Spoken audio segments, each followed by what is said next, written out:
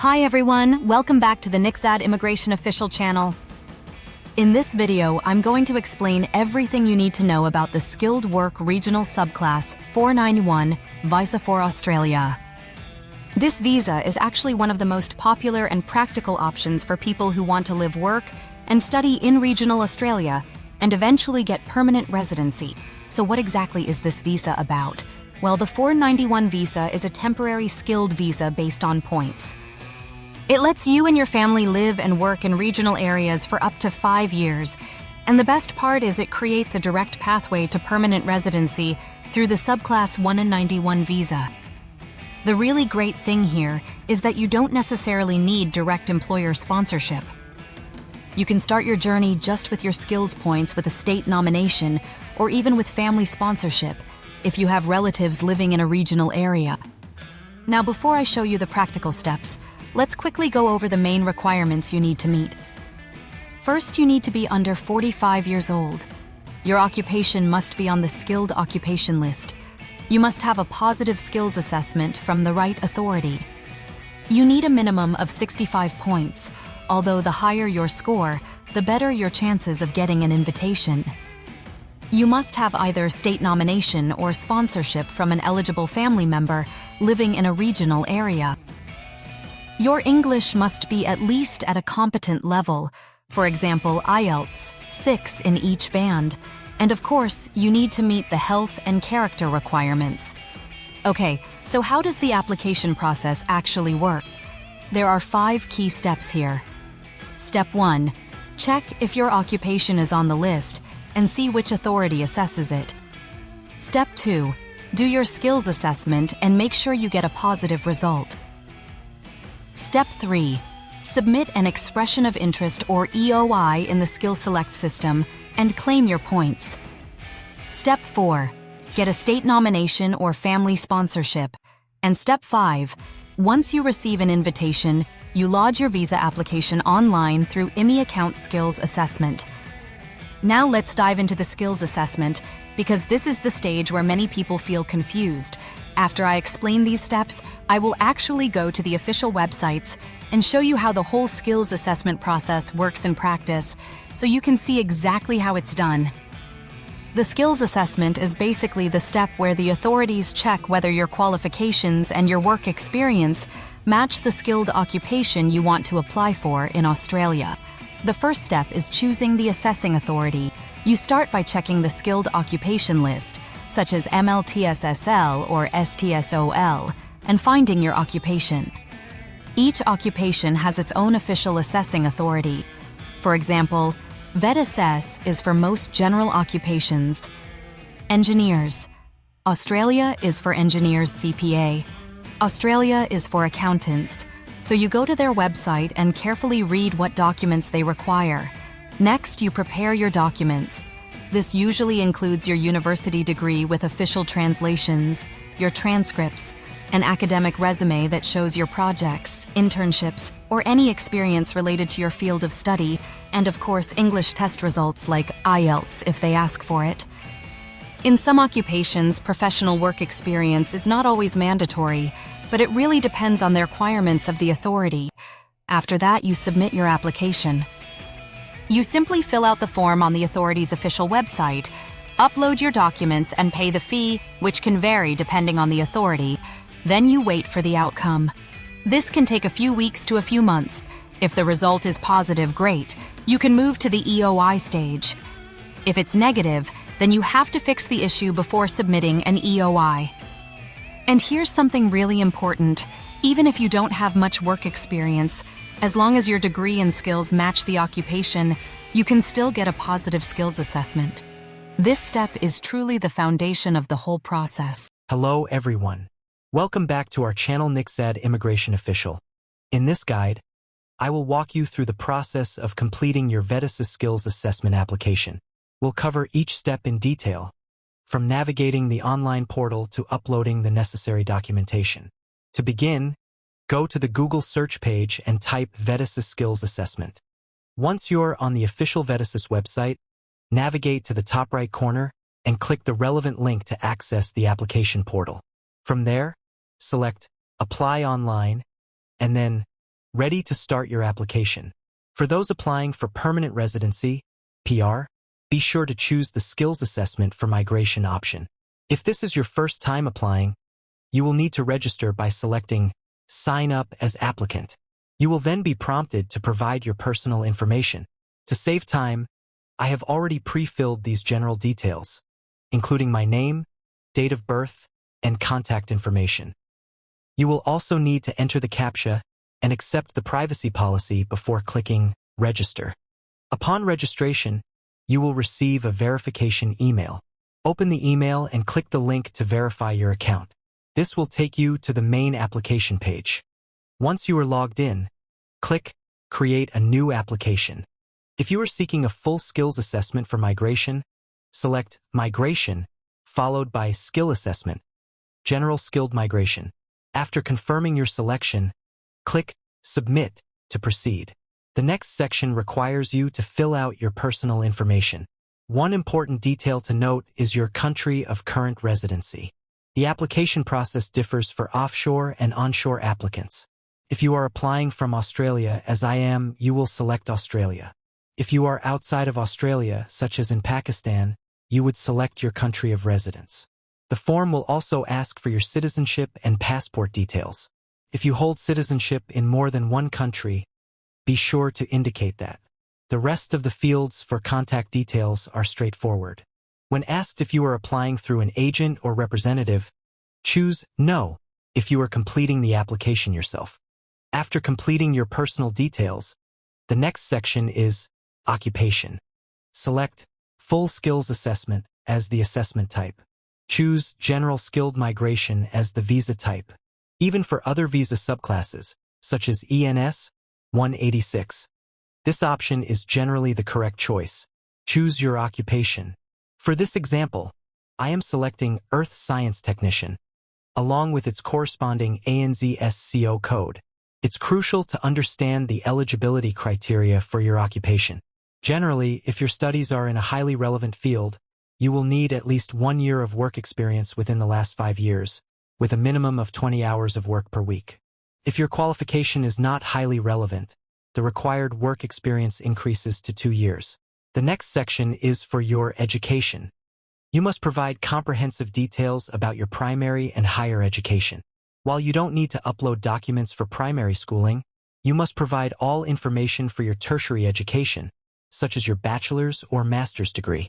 Be sure to fill out the tertiary education section accurately, including your student registration number, the name of your qualification, your field of study, the awarding body, and the dates of your attendance.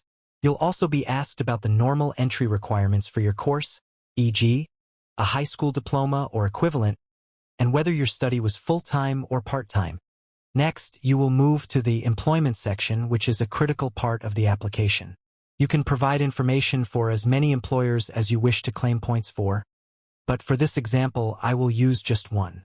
Provide the business name, address, and contact information. For the job details, specify your position, e.g., Earth Science Technician, start date, and whether your employment is ongoing. You must also describe at least 5 of your job responsibilities. Make sure to paraphrase these from the Vedasis website's official descriptions for your occupation rather than copying them directly. This ensures that your duties align with Australian standards. The Documents section is where you will upload all supporting evidence. Remember that all documents must be scanned in color from the originals. The system will show you a list of required documents. You must provide a minimum of 3 identity documents.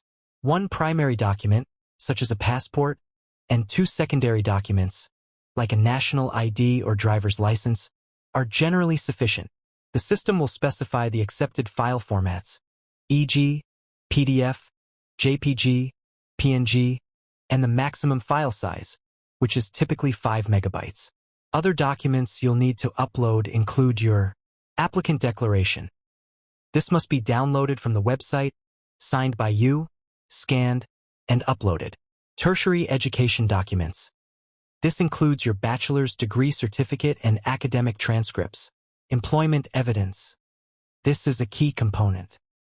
I highly recommend providing bank statements showing your salary deposits for the first 3 months and the last 3 months of your employment, as this is strong proof of paid work.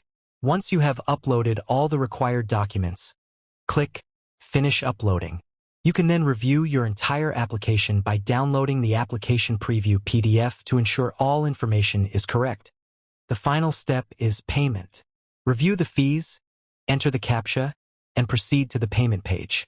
You will need to provide your credit card details to complete the payment and finalize your application. I hope this guide has provided you with a clear and comprehensive overview of the Vedasis application process. By following these steps and ensuring all your documents are in order, you can confidently submit your application and increase your chances of a positive outcome. If you found this guide helpful, please consider liking and sharing it. Thank you for watching. What is an EOI? Now let's talk about the EOI because this is another part that people often ask about. After I go through these points on the slides, I will also open the SkillSelect system and show you in real time how to fill out an EOI step by step so that you know exactly what to expect. EOI stands for Expression of Interest, and it basically means you are officially telling the Australian government that you're interested in skilled migration. Submitting an EOI in SkillSelect is the very first official step, and without it, you cannot move forward with the visa. So this stage is like the foundation of your migration process. When you lodge your EOI, here's the type of information you need to provide: your personal details and those of your family members, your skilled occupation and your skills assessment details, your points, including age, education, work experience, English ability, and so on. And if you have state nomination or family sponsorship, you must also include that. Everything has to be 100% accurate because the government makes its decision based on this information. Why is the EOI so important? Well, first of all, you can only get an invitation after submitting it. If you don't submit an EOI, you won't get invited at all. Second, the higher your points, the better your chance of receiving an invitation. Third, you should always review and update your EOI whenever your points or situation changes, because that can really increase your chances. And last but not least, be very careful when filling it out, because even a small mistake can delay your migration process. I'll be walking you through the process of submitting an expression of interest on SkillSelect. To provide a clear, step-by-step demonstration, I'll be sharing my screen. Let's get started. To begin, you'll need to visit the official website, immi.homeaffairs.gov.au. Once you're on the home page, click the menu button, then select Visas, and finally, click on Working in Australia. On this page, scroll down until you see the SkillSelect option, which will take you to the SkillSelect portal. From there, select Expression of Interest and scroll down to review the details before clicking the Submit an EOI button. Clicking the Submit button will take you to the SkillSelect portal. After a brief loading period, you'll be presented with the expression of interest terms and conditions. I recommend taking the time to read through these by clicking View Terms and Conditions and also reviewing the privacy statement provided by the Australian Department of Home Affairs. Once you've read and understood the information, click the Agreement checkbox and then Next. The first page of the EOI application is for your personal details. For this demonstration, we'll be using an assumed name and details to walk through the process, but you must enter your own accurate information. Let's assume our applicant's full name is XXX. His given name is XXX and his family name is XXX. Next, you'll enter your gender and date of birth. For our example, we'll use December 5th, 1990. Then you'll specify your country of birth and the country that issued your passport. We'll assume Kazakhstan for both.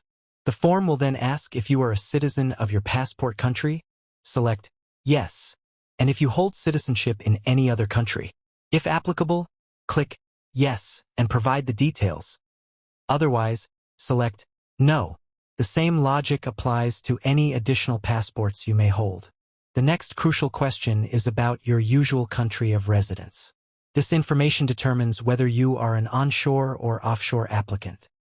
For this example, we'll select Finland as the country of residence.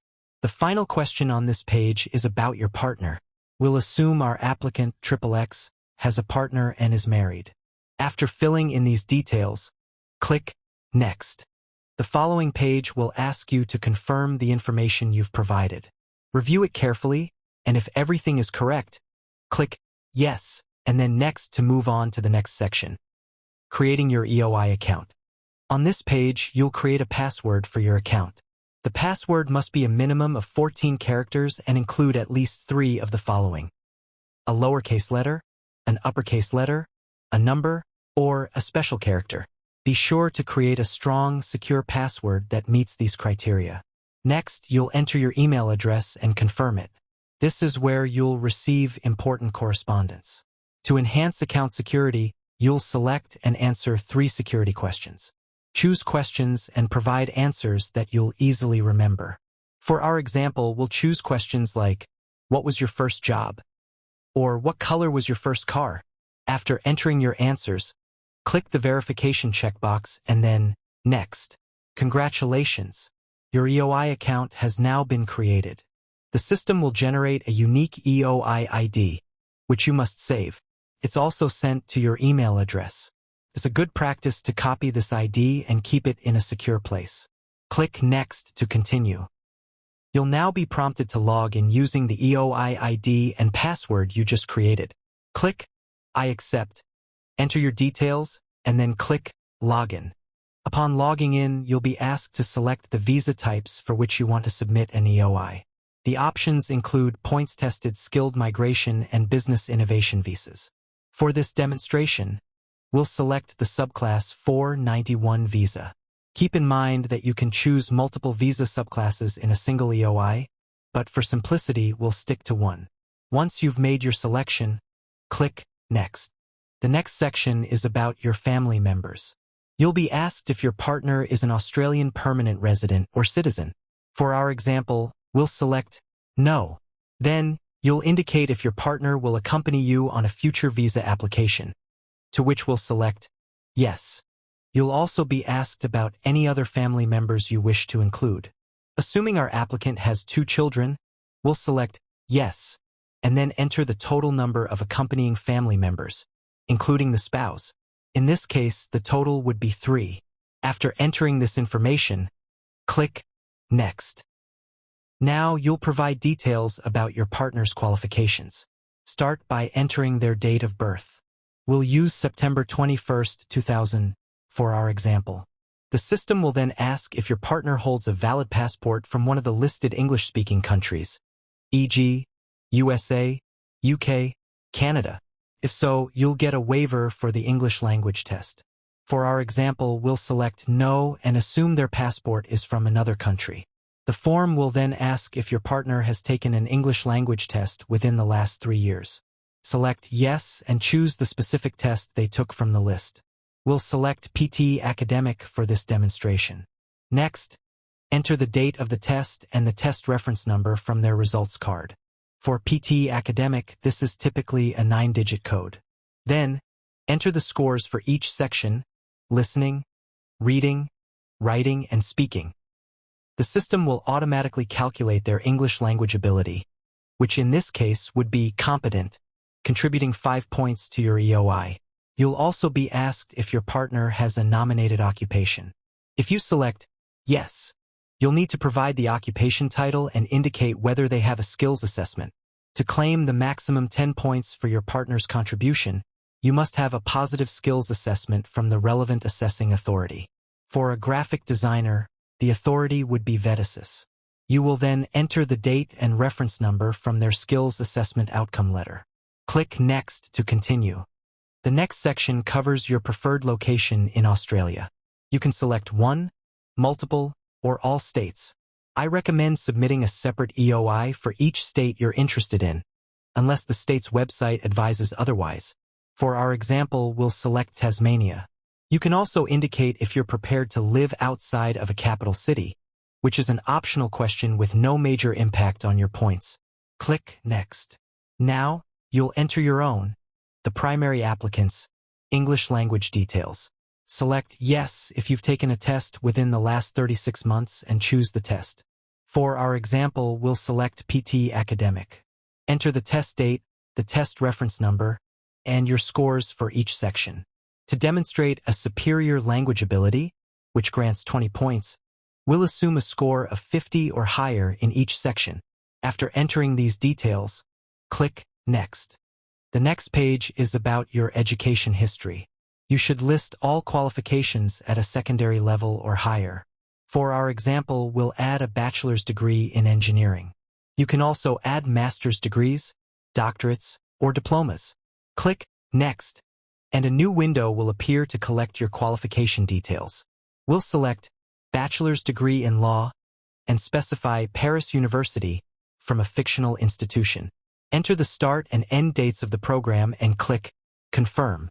You can repeat this process for any other qualifications you hold. The form also asks about the Australian study requirement, specialist education qualification, and regional study. For an offshore applicant like our example, you'll select No for these questions. If you are an onshore applicant, you can answer Yes and provide the relevant details. Finally, you'll be asked about the credentialed community language, which refers to passing a NIKZAD test. If you've done so, click Yes to claim the 5 points. After completing this section, click Next. Skills and Employment. Now you'll enter details about your nominated occupation. For our example, we'll select Graphic Designer. You'll need to confirm that you have a positive skills assessment for this occupation by selecting Yes. Then choose the relevant assessing authority, which is the VET-Assess. You'll also need to provide the date and reference number from your skills assessment outcome letter. Click Next. The employment section is critical. The points for onshore and overseas employment are calculated differently. We'll add 2 separate overseas employment instances for our example. For the first employment, we'll assume our applicant worked as a graphic designer for Paris University in his home country. Since this job is related to his nominated occupation, we'll select Yes. You'll then enter the start and end dates of this employment. For our example, we'll use a 4-year period. Finally, the form will ask if you have completed a professional year in Australia. This is a 1-year training program provided by professional bodies like Engineers Australia, ACS, or CPA Australia. If you have, select Yes to claim the additional points. For our example, we'll select No and click Next. You've now entered all the required information. The next page is a confirmation of your claimed points. You'll see a breakdown of the points for skilled migration visas. Your EOI status is currently Draft. Review all the details you've entered across each section: personal details, family members, partner qualifications, preferred locations, English language ability, education, skills assessment, and employment. If everything is accurate, click Yes for all sections and then Next. The following page contains the declarations. You should pause the video to read each declaration carefully. Once you've read and understood them, click Yes for each one and then Next. The next page is a final review of all the information. This is your last chance to check for any errors. If everything is correct and you can confirm that the information is 100% true, click Yes at the bottom of the page and then Next. The system will now calculate your total possible EOI points. Our example applicants claimed points equal 75 points. If you're satisfied with this result and the information provided, click Submit. Once submitted, your EOI status will change to Submitted. You'll receive a confirmation with your EOI ID and the submission dates. The initial submitted date is the most important as it's used for the invitation process and will not change. The last submitted date will update if you make any future changes to your EOI. You can download a PDF of your application for your records and also view a detailed points breakdown. The system will also show the date of effect, which is the submission date. You can always update your EOI at a later date if your circumstances change, but remember not to do so once you've received a pre-invite or an official invitation from the Department of Home Affairs, as the points claimed at the time of invitation are what matter. You'll also see options to withdraw or suspend your EOI. Since our EOI was for demonstration purposes only, I'll now show you how to withdraw it. You simply click the Withdraw button and confirm the action. This is a good practice to follow if you've received a final invitation and your EOI is no longer needed. And that's it. That's how you submit an expression of interest on SkillSelect. If you like this video, give it a like, leave a comment, and share it with your friends. Costs. Now let's move on to the costs involved. According to the latest official update as of August 28, 2025, here's what you can expect. For the main applicant over 18 years old, the fee is AUD 4560. For dependent family members over 18, it's AUD 2280. And for dependent family members under 18, it's AUD 1140. On top of that, you'll have other costs such as the skills assessment fee, which varies depending on your occupation and the authority. The English test fee, medical exams, and police checks. Processing times can range from 6 months up to 14 months depending on the state and how complete your documents are. Key tips for success. Now before we wrap up, let me share some very important tips with you. Start your skills assessment as early as possible. Don't rely on employer sponsorship from outside Australia because most employers prefer people who are already in Australia. Try to aim for more than 65 points, because the higher the score, the better your chances. Always keep an eye on state nomination programs because some states like Tasmania or South Australia can give you additional points. And make sure all your documents are complete, accurate, and officially translated. So to summarize, the Subclass 491 visa gives you the opportunity to live, work, and study in regional Australia for 5 years, and it also provides a clear pathway to permanent residency through the Subclass 191 visa. This is truly a special opportunity for skilled migrants to start their journey without employer sponsorship and torally instead on their skills state nomination or family sponsorship. If you found this video helpful, make sure to subscribe to the NIKZAD Immigration Official channel, like the video, and leave your questions down in the comments.